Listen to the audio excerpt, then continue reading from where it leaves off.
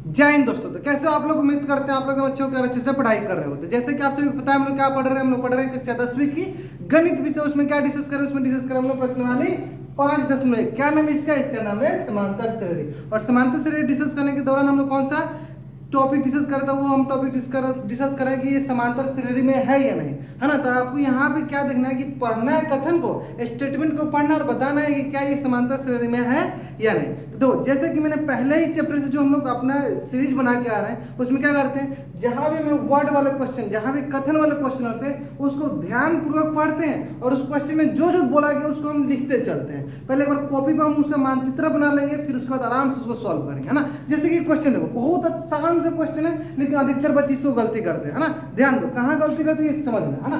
Question बोला क्या गया है कि किसी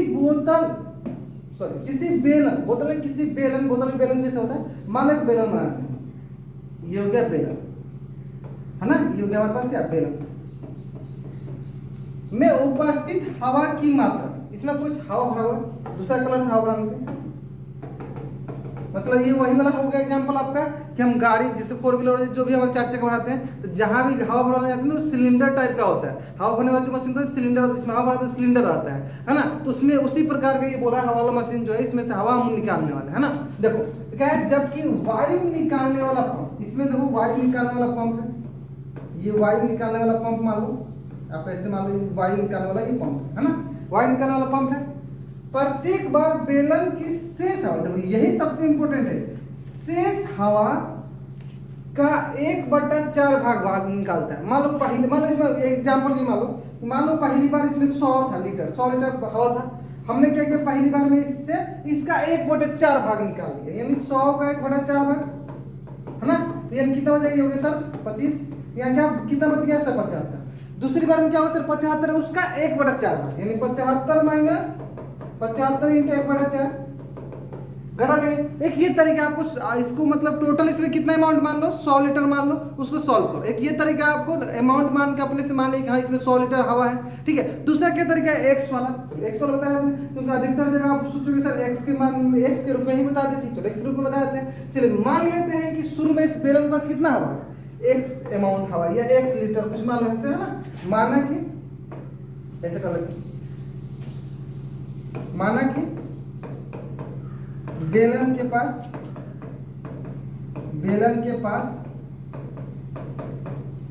x अमाउंट में या x हवा है ना। चलो दूसरी बार जब इसको खाली करेंगे तो कितना? शेष हवा का 1/4 भाग। तो अभी शुरू में कितना x ही है, इसका कितना भाग खाली करेगा? 1/4 भाग। यानी दूसरी बार शेष हवा की मात्रा, है ना, या बेलन में हवा की मात्रा, बेलन में हवा की मात्रा कितना हुआ सर? तो अभी तो x है, इसका कितना भाग? 1/4 भाग, यानी x गुने 1/4। ये हुआ सर क्या? x माइनस x/4, जो कि किससे बड़ा हो जाएगा सर? 3x/4 के बराबर। किससे बड़ा हो जाएगा सर? 3x/4 के बराबर, ठीक है। अब आते हैं नेक्स्ट, अगला देखो। सब जब तीसरी बार जाएगा, तीसरी बार बेलन में हवा की मात्रा, ये बहुत आसान है। तो पहली बार में x था, दूसरी बार में कितना बच गया? 3x/4, यानी अब इसमें कितना हुआ? बचा हुआ 3x/4 बचा हुआ। कितना बचा हुआ सर? 3x/4 माइनस इसका जो भी बचा हुआ था इसका 1/4 भाग, है ना, इसका 1/4 भाग। तो कितना बराबर हो जाएगा? ये सर 3x/4 माइनस ये हो जाएगा 3x/16। 3x कितना हो जाएगा? 16। चलो अब 16 ऐसे ले लेते हैं, है ना। यहाँ बच गया 4 चौका 16, 4 3 12x माइनस का 3x, ये हो जाएगा सर हमारे पास 9x/16। क्या बच गया सर? 9x/16। मतलब अब इसके पास कितना हवा बच गया? 9x/16। चलो अब चौथी बार देख लेते हैं, क्या करते हैं? चौथी बार देख लेते हैं, रुक जाओ।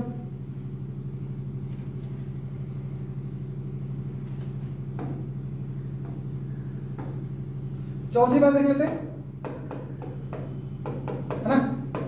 चौथी बार देखते हैं बेलन में हवा की मात्रा,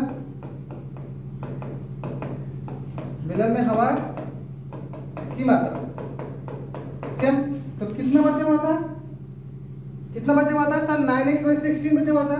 तो इसका 9x/16 माइनस 9x/16 में कितना 1/4 था, मतलब 1/4 घटा दो। ये सर 9x/16 कॉमन ले लो, 1 - 1/4 क्या जाएगा सर 9x/16, और यहाँ से जाएगा सर 4 में से घटा क्या 3/4, ये सर 9 - 3 = 27 x/64। ठीक है, तो इतना ही काफी है। तो हमारे पास टोटल मिला के 4 हो गया ना।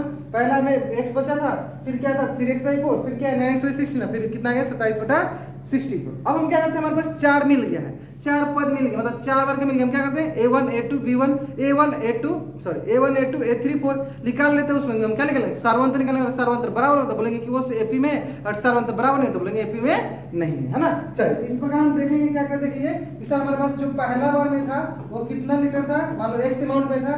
दूसरा बार में आया तो कितना है सर, दूसरा बार में जो आया हुआ है सर हमारे पास 3x/4, दूसरा बार में आया सर 3x/4, और सर चौथा तीसरा बार में जो है वो क्या है सर, वो है 9x/16, 9x/16, और सर जो चौथी बार में है वो क्या है हमारे पास, जो चौथी बार में हुआ है हमारे पास 27x/64। इसी तरह आगे जाते जाएगा, इसका हम 1/4 भाग लेंगे, इसका 1/4 भाग लेंगे, इसका 1/4 भाग लेंगे, आगे जाते जाएगा ना, इस तरह आगे बढ़ते जाएगा। लेकिन हम लोग यहीं से बस इतना ही से पता कर पाएंगे कि इसका सार्वंतर, इसका कॉमन डिफरेंस क्या होगा, है ना। चलिए इसका डी कॉमन क्या होगा चेक करते हैं। देखो तो पहला डी निकालते हैं। डी क्या होगा a2 - a1, तो ये होगा सर 3x/4 - x, जो कि बराबर हो जाएगा हमारे पास 4, यहाँ होगा 3x - 4x, यहाँ होगा सर -x/4। ये जो हमारा मान लीजिए d1, यानी इनके बीच का जो हमारे पास सार्वंतर, चलो d1 मान लेते हैं, कितना गया -x/4। चलो अब यहाँ चेक कर लो, यहाँ देख लेते हैं सर क्या d2, सबके सब बराबर होना चाहिए ना। ये हो गया d2 क्या होगा सर a3 - a2, यहाँ से कैसे देखो 9x/16 माइनस 3x/4, जो कि बराबर है सर 16, ये हो गया 9x, और ये क्या है सर हमारे पास 4 × 16, और 4 × 3 12x हो गया। ये है हमारे पास कितना माइनस का 3x/16। चलिए यहीं पे दिख रहा है सर बराबर। चलिए एक और चेक कर लो, आगे का भी चेक कर लो, एक बार देख लो। यहाँ से d3 चेक कर लेते हैं, d3 क्या होगा इन दोनों के बीच में, है ना, d3 हो जाएगा। चलो किसका ये कलर करो, ये आगे हमारे पास क्या है a4 - a3, a4 क्या है सर 27x/64 माइनस का 9x/16। अगर हम चाहते तो देखो 2 ही टर्म 3 ही टर्म निकाल दो तो सॉल्व करते हैं, लेकिन मैं आपको एक एक्स्ट्रा पद जानबूझ के निकाला ताकि आपको आदत रहे कि सर सबके बीच का सार्वंतर बराबर होना चाहिए, सबके बीच का कॉमन डिफरेंस बराबर होना चाहिए। अगर बराबर नहीं हो तो बोलेंगे क्या उस एपी में नहीं, अगर बराबर हो तो बोलेंगे एपी में, है ना। तो आपको दिख रहा है सर ये दोनों तो बराबर नहीं है, आगे देख लेते हैं, है ना। चलो यहाँ पर सर 64, ये सर 27x माइनस का 36x, यहाँ आगे से हमारे पास 3 आ गया 9x माइनस का 9x/60।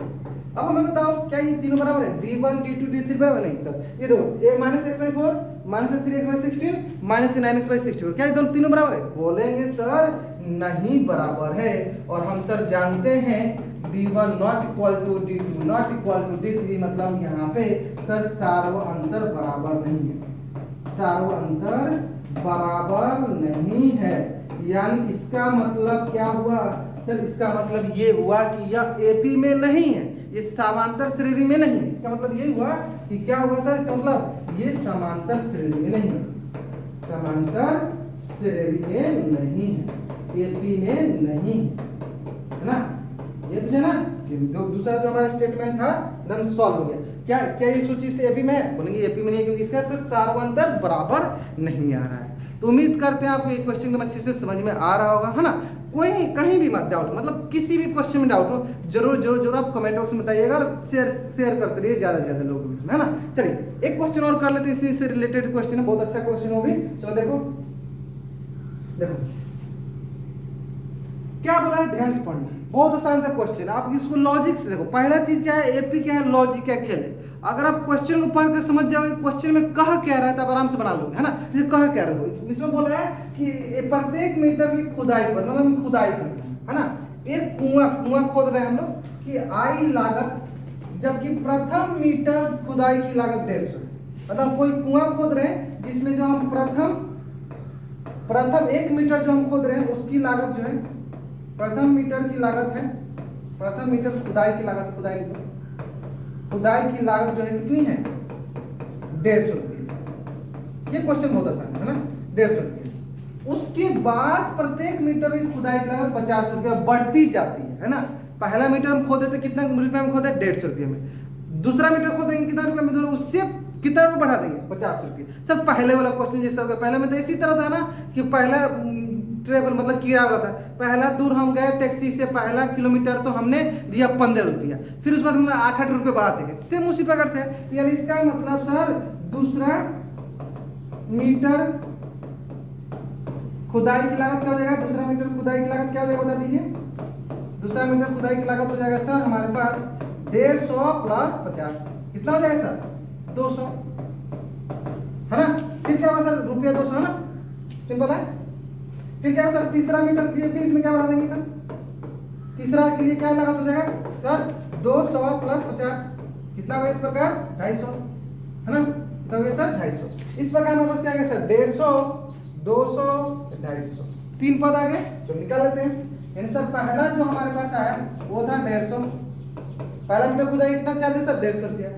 दूसरा मीटर खुदाई कितना चार्ज होगा सर 200 रुपया। तीसरा मीटर खुदाई क्या चार्ज होगा सर 250 रुपया। इस तरह चौथा मीटर खुदाई क्या चार्ज होगा सर 200 या 300 रुपया। फिर पांचवा मीटर खुदाई क्या दाम होगा सर, इसमें 50 रुपये बढ़ा दो 350 रुपये, ठीक है। तो हमें उससे क्या करना है, कितना रुपये लगेगा, हमें बस पता करना है कि क्या इनके बीच का अंतर सेम है क्या, सेम हो तो बोलेंगे सर समांतर श्रेणी में, सेम नहीं तो बोलेंगे समांतर श्रेणी में नहीं। चलो चेक करो, चेक करो, चेक करो, चेक करो। चलो देखो इन दोनों के बीच का जो अंतर मान लो D1, इन दोनों के बीच जो समांतर श्रेणी का सर्वांतर है मान लो D2, इसके बीच मान लो D3, इसके बीच मान लो क्या D। चेक करो है ना। पहले देखो D1 क्या होगा sir A2 minus A1, A2 कितना है सर 200 माइनस 150, कितना आएगा सर 50, आ गया D1 50। नेक्स्ट D2 देखो सर A3 माइनस A2, आपको दिख भी गया होगा कितना है सर, ये भी आया 50। नेक्स्ट D3 क्या हो sir A3 minus A2, A4 minus A3, A4 कितना है सर 300 माइनस 250, कितना है 50, ये भी दो आएगा 50। नेक्स्ट सर B4 आओ, A5 माइनस A4, 350 माइनस 300, कितना है सर 50, है ना। हम दो पे ही बता सकते, लेकिन मैंने आपको एक्स्ट्रा जानबूझ के बताया कि आपको पता चले कि हाँ सारे समांतर श्रेणी में सारे समांतर क्या होते हैं, बराबर आते हैं। तो इस प्रकार आपको क्या दिखा कि सर यहाँ पे ना D1 बराबर है D2 बराबर है D3 बराबर है D4 किसके 50 रुपया के। यानी हम बोलेंगे, यानी हम क्या बोलेंगे, हम बोलेंगे कि हमारा जो सार्वंतर है वो क्या है सर, वो सार्वंतर हमारा बराबर आ रहा है, सार्वंतर बराबर, क्या बोलेंगे सर सार्वंतर बराबर है, सार्वंतर बराबर है। इसका मतलब जो दी गई हमारे पास जो कथन है, जो दी गई कथन है किस में है सर, या एपी के सूची में, या एपी के श्रेणी में है, या एपी में है, या एपी में है, ठीक है। चलो उम्मीद करते हैं ये क्वेश्चन एकदम अच्छे से क्लियर हो गया होगा, है ना। अब आते हैं जो नेक्स्ट क्वेश्चन है ना, नेक्स्ट क्वेश्चन बहुत बच्चों को बहुत ज्यादा प्रॉब्लम देती है ना, क्योंकि वो थोड़ा सा आपका मूलधन मिश्रधन से रिलेटेड है। तो नेक्स्ट क्वेश्चन बहुत ही इंपॉर्टेंट होने वाला है, तो जरूर जरूर जरूर जरूर जरूर आप उस क्वेश्चन को जरूर देखिएगा, ताकि आपको अगर थोड़ा बहुत उस क्वेश्चन में डाउट हो तो आपका वो डाउट क्लियर हो जाएगा, ठीक है। बाकी हम उम्मीद करते हैं आपको ये सारा वीडियो एकदम अच्छा लग रहा होगा। अगर अच्छा लग रहा है तो जरूर जरूर अपने दोस्तों के बीच में शेयर कीजिए, ज्यादा से ज्यादा लोगों के बीच में फैलाइए, ताकि ज्यादा से ज्यादा लोगों का भला हो सके, है ना।